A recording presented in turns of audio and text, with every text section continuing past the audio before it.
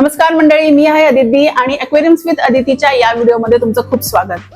आता fish किपिंगची hobby म्हटली किंवा एक्वेरियम रिलेटेड हॉबी म्हटली की त्याच्यात 4 कॉन्सेप्ट्स येतात. मला माहितीये तुमच्यापैकी बऱ्याच लोकांना हे कॉन्सेप्ट अजिबात माहिती नसतील, त्याच्यामुळेच हा व्हिडिओ आज तुमच्याबरोबर शेअर करते, म्हणजे एक्वेरियमशी रिलेटेड नवीन नवीन कॉन्सेप्ट तुम्हाला पण समजतील. तर एक्वेरियमचे बेसिकली 4 कॉन्सेप्ट्स आहेत. सगळ्यात पहिला म्हणजे एक्वेरियम, दुसरं टेरॅरियम, तिसरं पॅल्युडॅरियम आणि चौथं विवेरियम.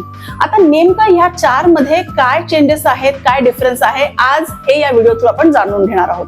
सगळ्यात पहिले आपल्या सर्वांचं आवडतं म्हणजे एक्वेरियम.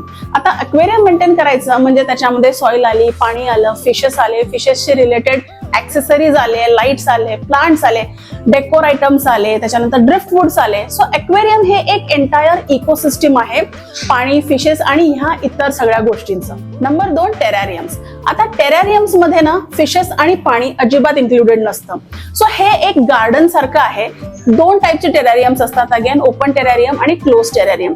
एक लो ह्युमिडिटी असतं आणि एक हेवी ह्युमिडिटी असतं. तर ह्याच्यामध्ये आपण मॉस, फर्न्स अशा टाईपचे प्लांट्स यूज करू शकतो आणि हे एक इंटरनल त्यांची इकोसिस्टम असते. सो टेरॅरियम्स असले लोक ठेवू शकतात ज्यांना नेचर तर घरी हवं आहे पण फिशेसची रिस्पॉन्सिबिलिटी घ्यायची नाहीये. तर असे लोक डेफिनेटली घरी टेरॅरियम्स ठेवू शकतात. तुम्ही तुमच्या वर्क डेस्कवर ठेवू शकता, तुमच्या किचनमध्ये ठेवू शकता. तर टेरॅरियम एक छोटंसं खूपच इझिली मेंटेन करू शकणारं असं कॉन्सेप्ट आहे.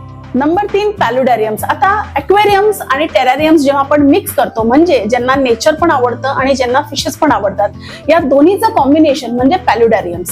सो पॅल्युडॅरियम क्रिएट करताना 2 फूट किंवा त्याच्यापेक्षा जास्तचा एक्वेरियम घ्यावा आणि मागची जी काच असते ती काच आपण मोठी घेतो, ज्यामुळे मागच्या काचेवर आपण सेमी एक्वेटिक प्लांट्स लावू शकतो जे पाण्याच्या बाहेर राहतील, पण अशा पद्धतीने आपण त्यांना त्या एक्वेरियमशी किंवा त्या वॉटर बॉडीशी जोडलेलं असतं की त्या प्लांट्सना सुद्धा त्या एक्वेरियमचं पाणी सप्लाय होतं.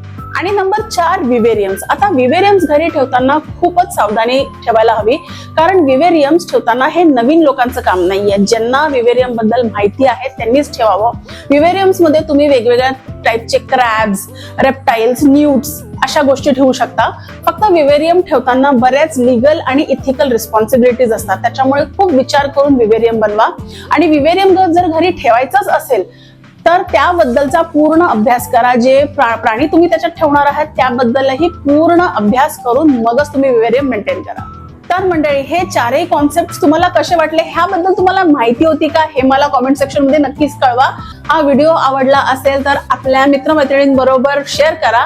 या व्हिडिओला एक लाईक द्या, चॅनलला सबस्क्राईब करा. इंस्टाग्रामवर प्लीज एक्वेरियम्स विथ अदितीला फॉलो करा आणि